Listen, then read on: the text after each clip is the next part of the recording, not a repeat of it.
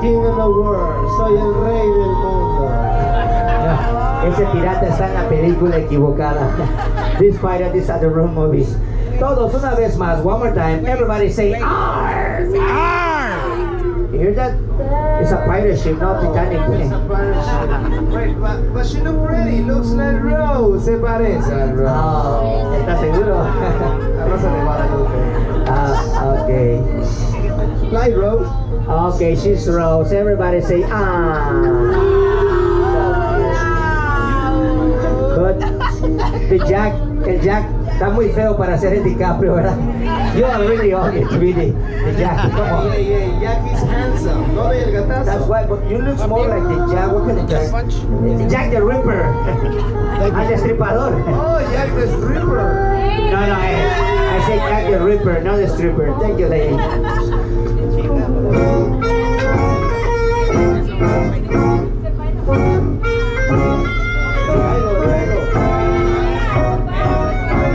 Por si a él sí le va a tocar.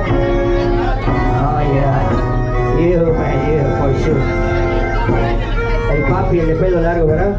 Ok, ya vamos a empezar con el sacrificio pirata. Porque después de las 6 viene el Kraken. Here come the Kraken, so let's start with the pirate sacrifice. Oye, hey, no, veo mucho feo a bordo. I saw a lot of ugly gentlemen today. That's so many. Look at him. Tráiganme más feo. Bring me the most ugly pirate today. Now. Ahí viene de manada. No, papi, no, dale chance. Ahí va. Pongan atención, piratas. Pay attention. I say with the ugly face. Okay.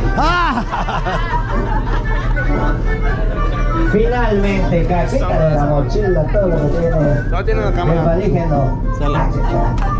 Finalmente, cara a cara, finally face to face, Mr. GoPro. Su nombre, amigo.